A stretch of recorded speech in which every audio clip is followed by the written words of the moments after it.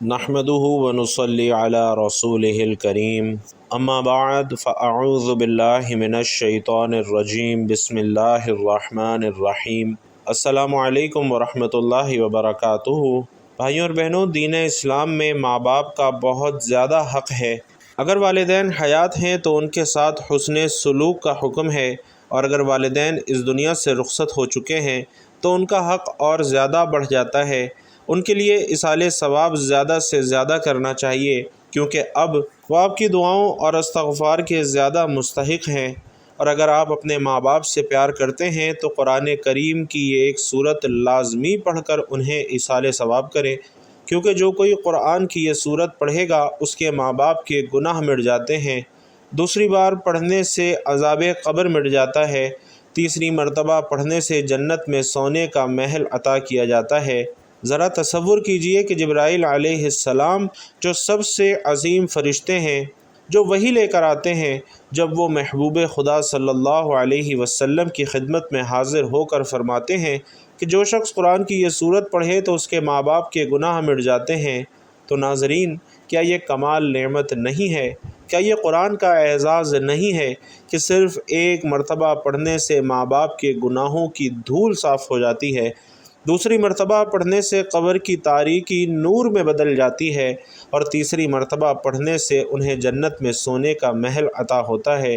تو سوچئے کہ یہ کیسی برکت والی صورت ہے جس کی تلاوت سے نہ صرف قاری کو فائدہ پہنچتا ہے بلکہ اس کے والدین، ان کی قبر اور ان کی ابدی زندگی سنور جاتی ہے۔ اور افسوس ان دلوں پر جو قرآن کو محض جزدان میں لپیٹ کر رکھتے ہیں، اور مبارک ہے وہ دل جن کے سینوں میں یہ نور اترتا ہے۔ اس سورہ مبارکہ کو اپنی زندگی کا حصہ بنا لیں تاکہ نہ صرف ہمارا انجام بہتر ہو بلکہ ہمارے پیارے ماں باپ کے لیے بھی بخشش کا سامان ہو سکے۔ ناظرین، ایک روز حضرت جبرائیل علیہ السلام وحی لے کر نبی علیہ السلام کے پاس حاضر ہوئے اور خوشخبری سنائی کہ اے محمد صلی اللہ علیہ وسلم، آپ کا جو امتی قرآن پاک کی یہ بابرکت صورت پڑھتا ہے اس کے والدین کے گناہ مٹ جاتے ہیں، اسے قبر کا عذاب نہیں ہوتا اور اسے جنت میں محل عطا کیا جاتا ہے۔ ایسا خوش نصیب شخص جو قرآن کریم کی یہ صورت پڑھتا ہے وہ اپنے والدین کی بخشش کروا لیتا ہے۔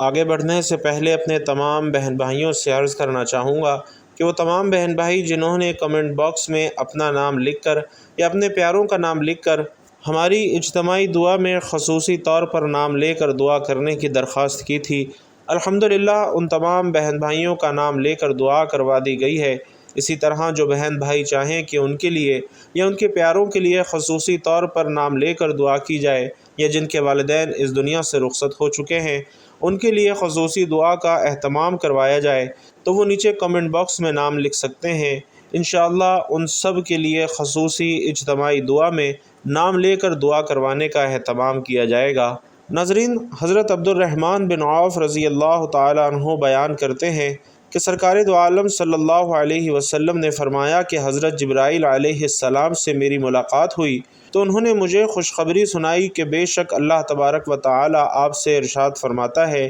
کہ جو آپ کا امتی عمل کرے گا اس پر رحمت نازل کروں گا اور اس کے والدین کے پچھلے سارے گناہ معاف فرما دوں گا۔ آپ کا امتی دوبارہ یہ عمل کرے گا تو اللہ تبارک و تعالیٰ فرماتے ہیں کہ میں اس پر سلامتی نازل کروں گا اور ان کی اولاد کی سلامتی اور مرتے وقت آسانی عطا کروں گا اور جنت میں محل عطا کروں گا۔ اس پر نبی علیہ السلام نے اللہ تبارک و تعالیٰ کی بارگاہ میں سجدہ شکر ادا کیا، کیونکہ اس عمل کو کرنے سے جہنم سے نجات مل جاتی ہے۔ اسی طرح ناظرین، ایک مرتبہ ایک شخص حضور صلی اللہ علیہ وسلم کی خدمت میں حاضر ہوا اور عرض کرنے لگا کہ یا رسول اللہ صلی اللہ علیہ وسلم، ایک نوجوان پر نزع کی حالت ہے اور اسے کلمہ پڑھنے کے لیے کہا جاتا ہے لیکن اس کی زبان نہیں چلتی۔ حضور اکرم صلی اللہ علیہ وسلم نے فرمایا،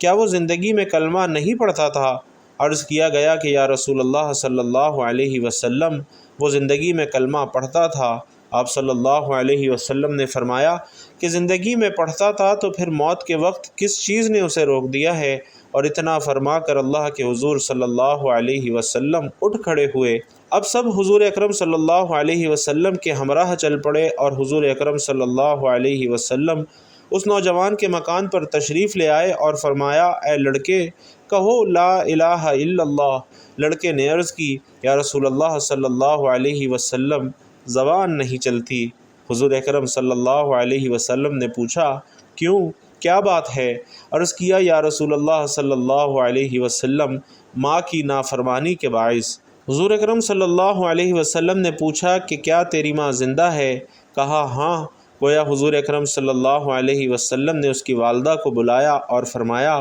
کیا یہ تیرا لڑکا ہے؟ بڑھیا نے عرض کیا یا رسول اللہ صلی اللہ علیہ وسلم یہ میرا ہی لڑکا ہے۔ حضور علیہ السلام نے فرمایا کہ اگر آگ کا دہکتا ہوا تندور ہو اور تم سے کہا جائے کہ لڑکے کو معاف کر دو ورنہ تیرے سامنے اس آگ میں تیرے لڑکے کو ڈال دیا جائے گا تو بتاؤ تم کیا کرو گی؟ بوڑھی عورت نے یہ سن کر عرض کیا یا رسول اللہ صلی اللہ علیہ وسلم میں اپنے اس لڑکے کو کبھی معاف نہیں کروں گی کیونکہ اس نے زندگی بھر میرا دل بہت زیادہ دکھایا ہے، مجھے خون کے آنسو رلایا ہے۔ ناظرین، بوڑھی عورت کے یہ الفاظ سن کر نبی کریم صلی اللہ علیہ وسلم نے صحابہ کو حکم دیا کہ ٹھیک ہے پھر اس بڑھیا کے لڑکے کو جلانے کے لیے لکڑی اور آگ کا بندوبست کرو۔ لکڑیاں اکٹھی کر کے آگ کو جلا دیا گیا اور پھر جب وہاں موجود لوگ اس بڑھیا کے لڑکے کو آگ میں ڈالنے لگے تو بڑھیا عورت نے ایک زوردار چیخ ماری اور بلند آواز سے پکارنے لگی یا رسول اللہ صلی اللہ علیہ وسلم میں اللہ کو اور آپ کو گواہ بنا کر کہتی ہوں کہ میں نے اپنے اس نافرمان لڑکے کو معاف کر دیا۔ میں یہ نہیں دیکھ سکتی کہ میرے بیٹے کو آگ میں جلایا جائے یا آگ اس کے قریب بھی پہنچے۔ حضور صلی اللہ علیہ وسلم نے فرمایا کہ اے بڑھیا تو سن لے کہ دنیا کی آگ سے کہیں زیادہ سخت جہنم کی آگ ہے۔ کیا اپنے لڑکے کو جہنم کی بڑھتی آگ اور اس کے دہکتے ہوئے انگاروں پر جلنا پسند کرے گی؟ بوڑھی عورت کی ممتا یہ سن کر جوش میں آ گئی، عرض کرنے لگی یا رسول اللہ صلی اللہ علیہ وسلم میں اللہ کے نبی کو گواہ بناتی ہوں کہ میں نے اپنے لخت جگر کو معاف کر دیا ہے، میں اس سے راضی ہو گئی ہوں۔ سرکار مدینہ صلی اللہ علیہ وسلم نے اس نوجوان سے کلمہ پڑھنے کو کہا تو فوراً اس کی زبان کھل گئی اور اس نے پورا کلمہ طیبہ پڑھ لیا۔ رسول اللہ صلی اللہ علیہ وسلم نے فرمایا کہ اللہ تبارک و تعالیٰ کا فضل ہے کہ وہ میری وجہ سے یہ لڑکا جہنم کے دردناک عذاب سے نجات پا گیا ہے۔ بھائیوں اور بہنوں، اسی طرح حضرت سیدنا عبد الرحمن رضی اللہ تعالیٰ عنہ فرماتے ہیں کہ ایک دن بادشاہ حضرت سیدنا نجاشی رضی اللہ تعالیٰ عنہ نے حضرت سیدنا جعفر بن ابی طالب رضی اللہ تعالیٰ عنہ اور آپ کے رفقا کو بلایا۔ جب وہ بادشاہ کے پاس آئے تو دیکھا کہ بادشاہ ایک گھر میں پھٹے پرانے کپڑے پہنے زمین پر بیٹھا ہے۔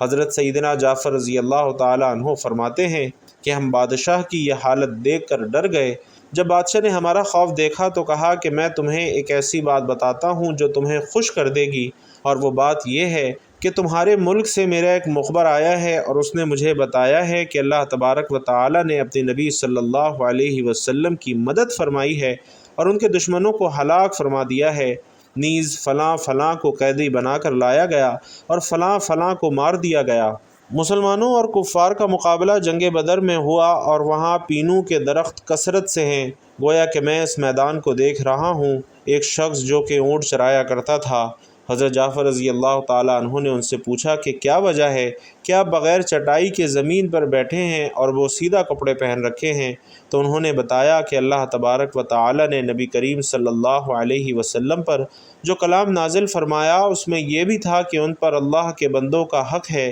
کہ جب اللہ تبارک و تعالیٰ انہیں کوئی نعمت عطا فرمائے تو اس کے لیے عاجزی اختیار کریں، کیونکہ اللہ تبارک و تعالیٰ نے اپنے نبی کریم صلی اللہ علیہ وسلم کی صورت مجھے نعمت عطا فرمائی اور اس لیے میں نے عاجزی اختیار کی۔ حضرت عبد الرحمن بن عوف رضی اللہ تعالیٰ عنہ بیان کرتے ہیں کہ سرکار دو عالم صلی اللہ علیہ وسلم نے فرمایا کہ حضرت جبرائیل علیہ السلام سے میری ملاقات ہوئی اور انہوں نے مجھے یہ خوشخبری سنائی کہ اللہ تبارک و تعالیٰ آپ سے ارشاد فرماتا ہے کہ جو بھی شخص قرآن کریم کی یہ سورہ مبارکہ پڑھے گا تو اس کے فوت شدہ والدین کے پچھلے تمام گناہ معاف کر دیے جائیں گے۔ اگر دوسری مرتبہ یہ سورت پڑھے گا تو قبر کا عذاب نہیں ہوگا، اگر تیسری مرتبہ پڑھے گا تو جنت میں سونے کا محل عطا کیا جائے گا، اللہ تعالیٰ کی اس بندے پر رحمتیں اور برکتیں نازل ہوں گی اور اس کے پچھلے تمام گناہ معاف کر دیے جائیں گے، اس کے ماں باپ کی مغفرت کر دی جائے گی اور اس شخص پر اللہ تبارک و تعالیٰ کی طرف سے سلامتی نازل ہوگی،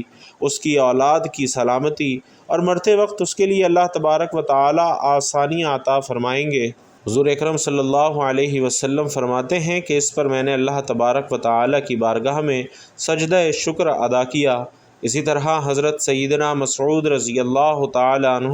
اور حضرت عبداللہ بن عباس رضی اللہ تعالی عنہ روایت کرتے ہیں کہ جب اللہ تبارک و تعالی نے حضرت ابراہیم علیہ السلام کو مرتبہ نبوت سے نوازا تو ملک الموت حضرت اسرائیل علیہ السلام نے مبارکباد پیش کرنے کے لیے اجازت طلب کی، اور اجازت ملنے پر حضرت ابراہیم علیہ السلام کی خدمت میں حاضر ہو کر خوشخبری پیش کی۔ آپ علیہ السلام نے فرمایا کہ اے اسرائیل، مجھے اپنی صورت دکھاؤ جس پر تم کفار کی روح قبض کرتے ہو۔ عرض کیا کہ آپ علیہ السلام اسے دیکھنے کی تاب نہ لا سکیں گے۔ فرمایا کہ تاب کیوں نہ لا سکوں گا؟ تو ملک الموت نے کہا کہ آپ علیہ السلام منہ پھیر لیجئے۔ جب آپ علیہ السلام نے دوبارہ ادھر کی طرف دیکھا تو دیکھتے ہیں کہ ایک کالا سیاہ آدمی جس کا سر آسمان تک پہنچا ہوا ہے، اس کے منہ سے آگ کی بہت بڑی لپیٹ نکل رہی ہے، اور آدمی کے جسم کے برابر اس کے بال ہیں، اور ہر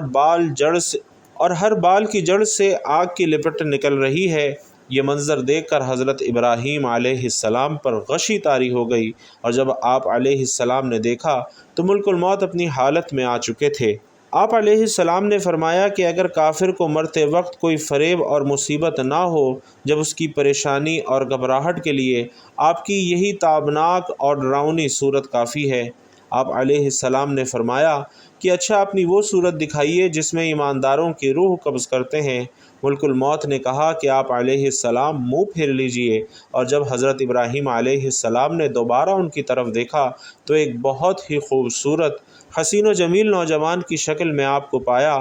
دیکھا کہ جسم سے خوشبو پھوٹ رہی ہے، عمدہ سفید کپڑے پہنے ہوئے ہیں۔ حضرت ابراہیم علیہ السلام نے فرمایا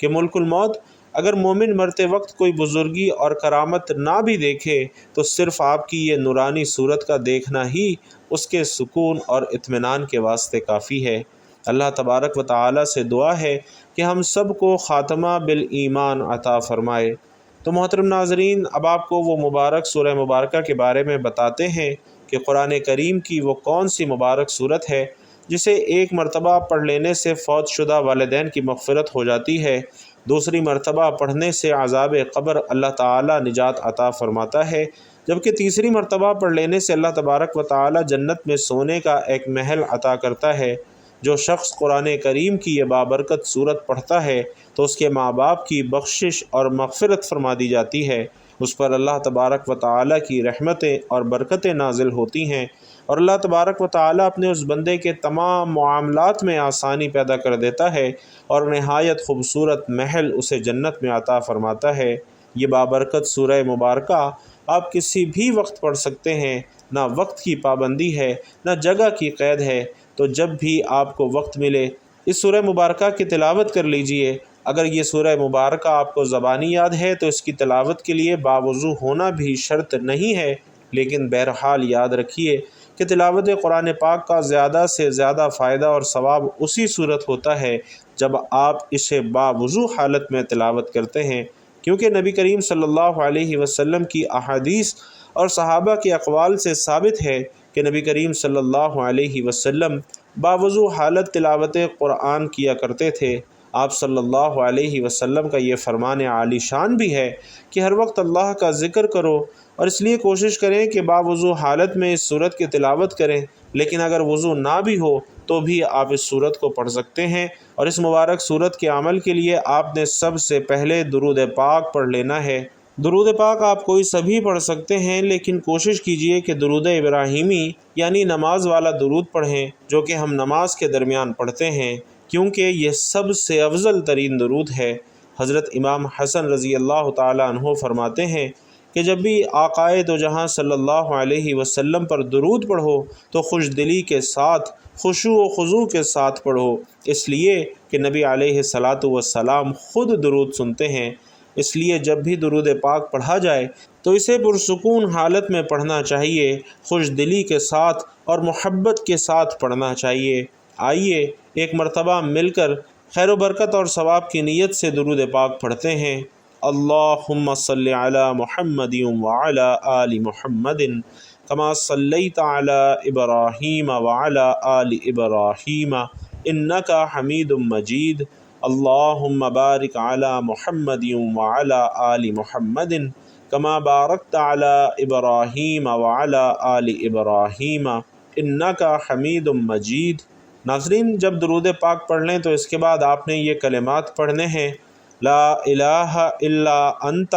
سبحانک انی کنت من الظالمین۔ درود پاک پڑھنے کے بعد یہ کلمات آپ نے 11 مرتبہ پڑھنے ہیں۔ یہ کلمات نہایت ہی بابرکت اور فضیلت والے کلمات ہیں اور انتہائی طاقتور کلمات ہیں۔ یہ بابرکت کلمات 11 مرتبہ پڑھنے کے بعد آپ نے 11 مرتبہ ہی پہلا کلمہ یعنی لا الہ الا اللہ محمد الرسول اللہ پڑھ لینا ہے۔ ابو درداء رضی اللہ تعالیٰ عنہ فرماتے ہیں کہ میں نے رسول اللہ صلی اللہ علیہ وسلم کو یہ فرماتے ہوئے سنا کہ جو شخص مومن مرد اور مومن عورتوں کے لیے ہر روز 27 یا 25 مرتبہ مغفرت طلب کرتا ہے تو وہ ان لوگوں میں سے ہو جاتا ہے جن کی دعا قبول کی جاتی ہے اور جن کی برکت سے زمین والوں کو رزق دیا جاتا ہے۔ اسی طرح درود پاک پڑھنے کے بعد جو کلمات آپ کو بتائے گئے ہیں انہیں 11 مرتبہ پڑھ لینے کے بعد آپ نے پہلا کلمہ بھی 11 مرتبہ پڑھنا ہے اور اس کے بعد آپ نے قرآن کریم کی یہ بابرکت صورت پڑھنی ہے۔ اور ناظرین، یہ بابرکت صورت سورۃ الیاسین ہے۔ آپ نے سورۃ الیاسین کی تلاوت کرنی ہے۔ سورۃ الیاسین جسے قرآن کریم کا دل بھی کہا گیا ہے، اور اس سورہ مبارکہ کی تلاوت فوت شدگان کے ایصال ثواب کے لیے بہت زیادہ مؤثر مانی جاتی ہے۔ حدیث مبارکہ میں ہے کہ جو شخص سورۃ الیاسین کو اللہ تبارک و تعالیٰ کی رضا کے لیے پڑھے اس کی مغفرت کر دی جاتی ہے۔